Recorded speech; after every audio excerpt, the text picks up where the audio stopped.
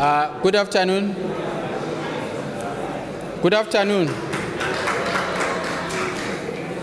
Good afternoon.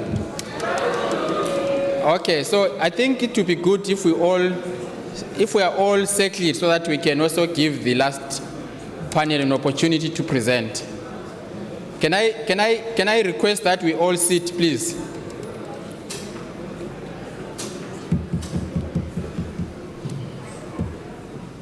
I want some silence there at the back.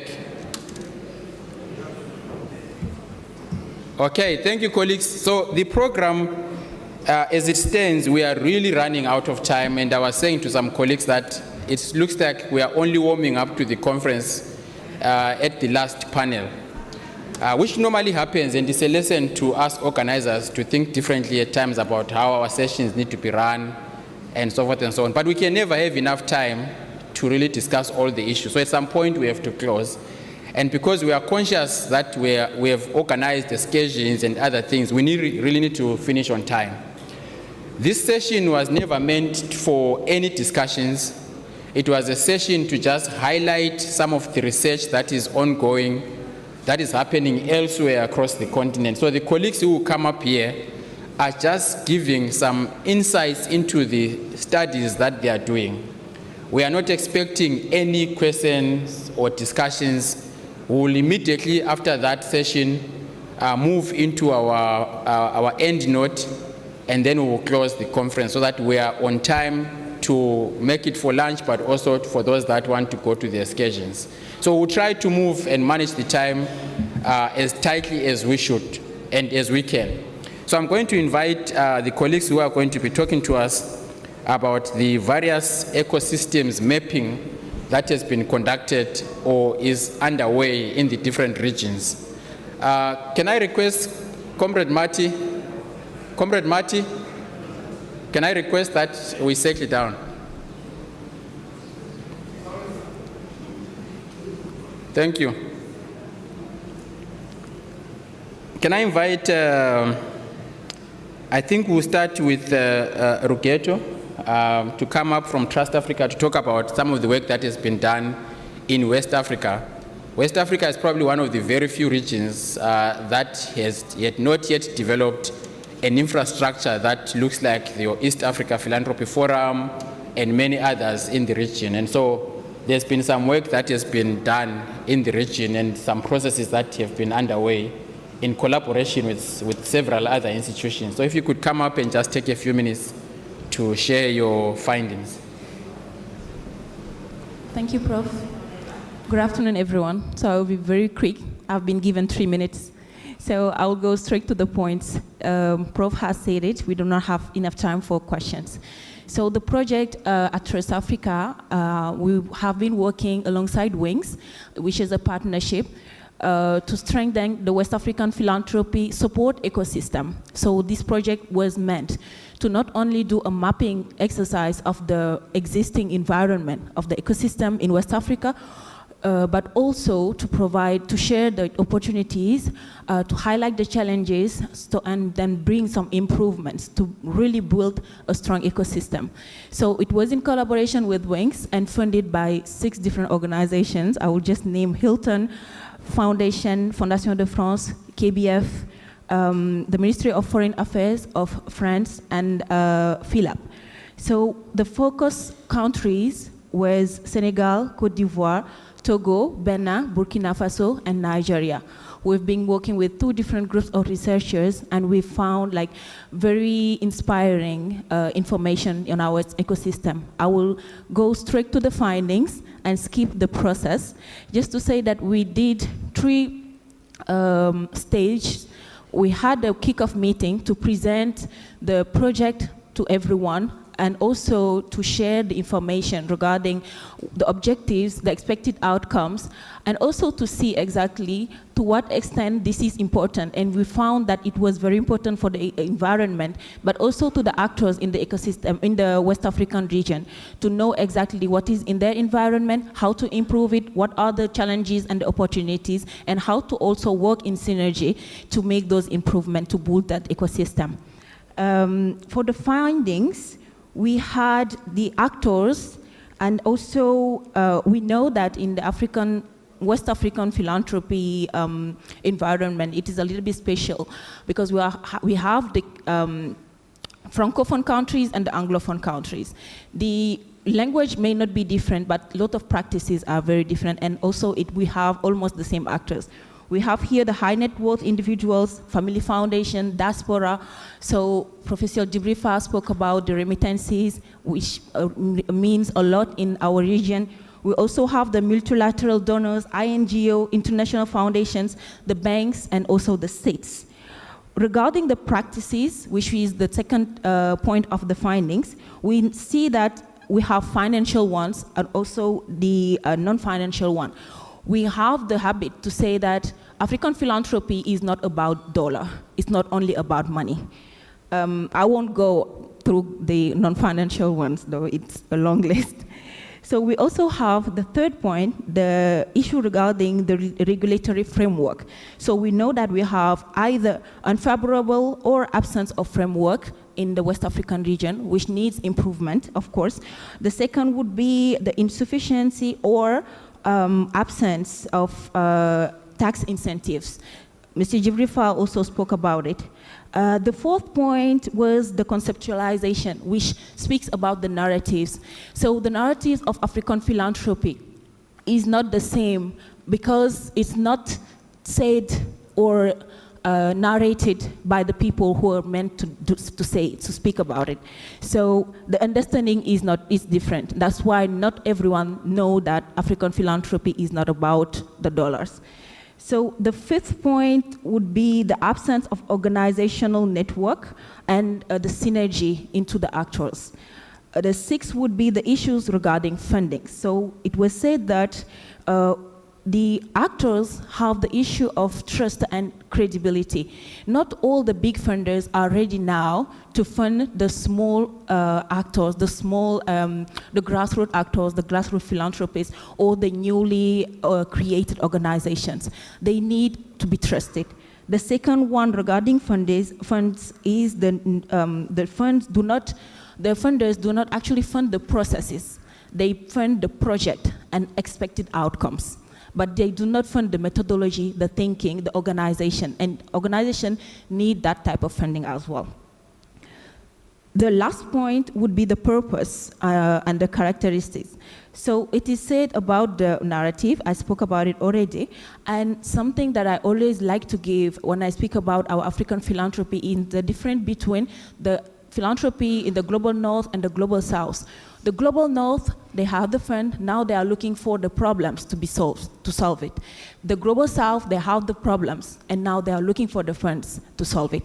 So those were the 7 points that I noted for the findings, and I think that I have finished my 3 minutes. Unless I have more, Prof, to share the recommendations. Just 1 minute. Okay.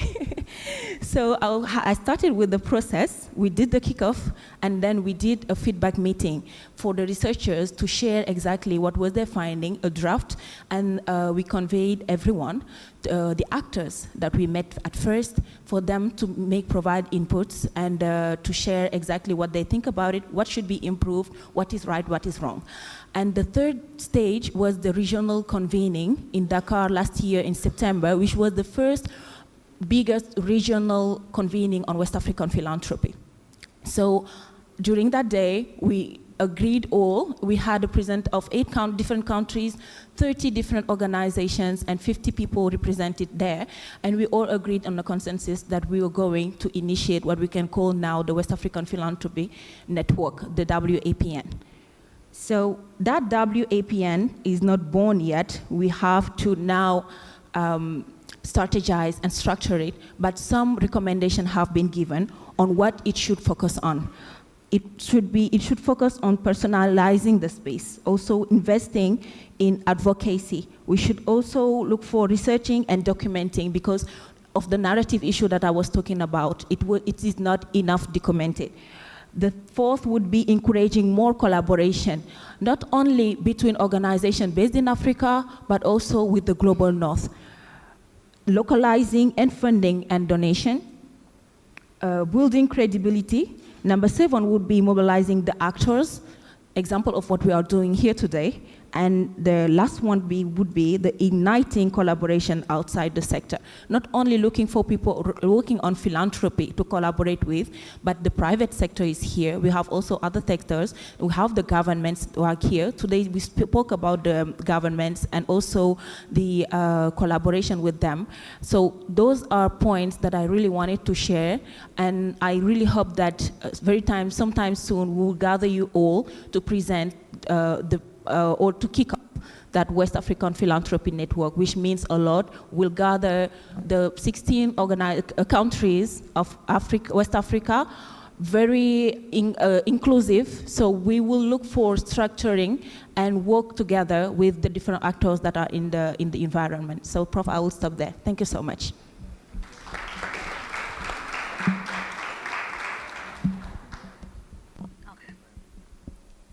Good afternoon.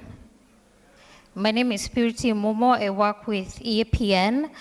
And so, in collaboration with WINGS, we recently conducted a comprehensive review of the philanthropy support ecosystem in East Africa, focusing on Uganda, Kenya, Rwanda, and Tanzania. We looked to illuminate the critical enablers, the bottlenecks, the key actors, the available resources, and the legal frameworks governing the way philanthropy is practiced in the region.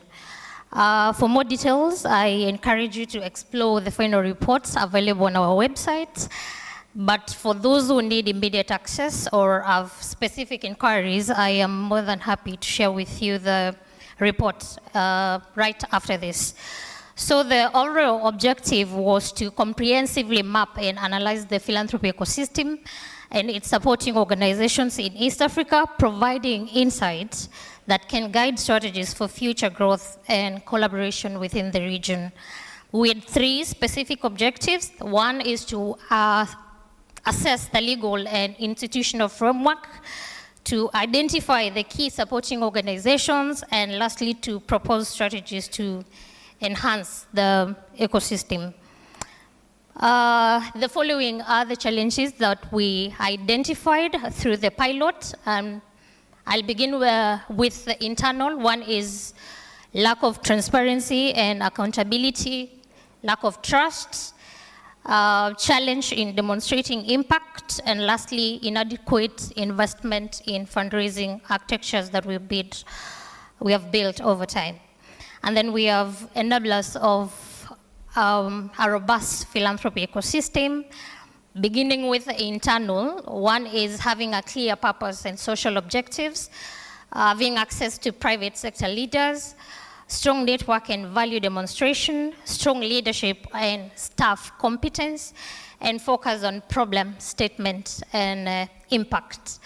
On external enablers, we have an enabling tax policy, we have supportive technology, we have a culture of giving, we have friendly political environment and favorable policies, we have compliance with legal requirements, we have influence of culture, policy, and religion, we have social capital, enabling a legal framework, and a vibrant economy. And then we go to the limitations of a robust philanthropy ecosystem. One is poor governance and lack of accountability.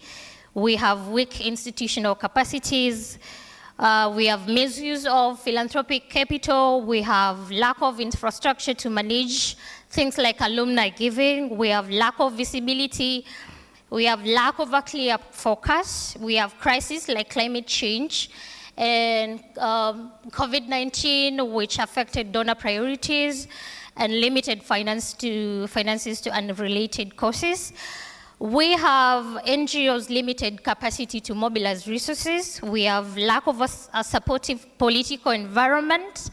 We have stringent rules on NGO funding. We have focus on numbers instead of impact, where we have marginalized groups missing out due to the emphasis that we place on numbers. Straight to the recommendations, there is need for transparency and demonstration of impact, decolonizing giving, which calls for an honest a reflection on the Western construct of philanthropy and power dynamics, exploring practices of decolonization, reparations, and respect-based partnerships. There's need to promote grassroots philanthropy, need to go digital. It's a rapidly changing landscape. There's need to have legislative interventions to incentivize philanthropy, need to prioritize collaboration.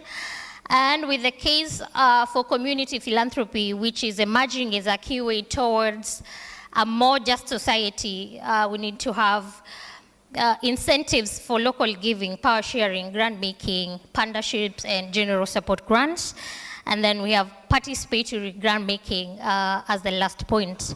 A few takeaways as I conclude. We need to embrace the complexity of this field. We need to acknowledge the limitations of the mapping exercises. We need to value the process as much as the outputs, perhaps more.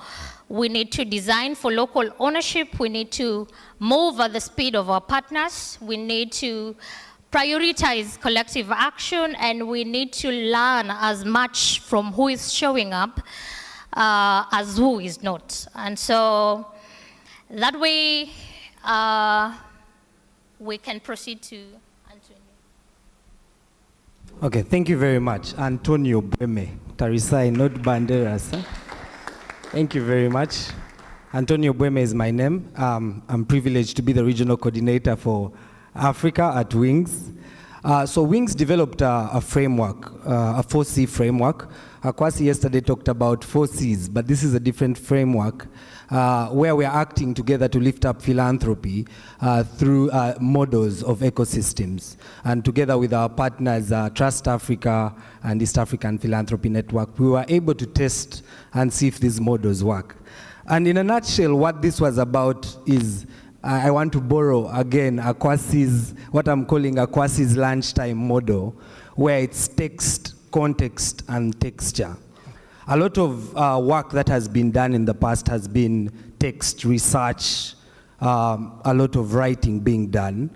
What Wings together with the partners were doing is to get the context of what this work is about in the very ecosystem where philanthropy is growing. And so in East Africa and West Africa, Wings partnered with the members and the team on ground. And then the texture is about refining what has been found and seeing if it actually is what has been detailed. And I feel a lot about this week has tapped into that. We had the Academic Philanthropy Conference before, and that is text. And so the practitioners and academics are working together to actually use models that are functional on ground. And so growing the philanthropy support ecosystem really captures that. That is it in a nutshell. Thank you.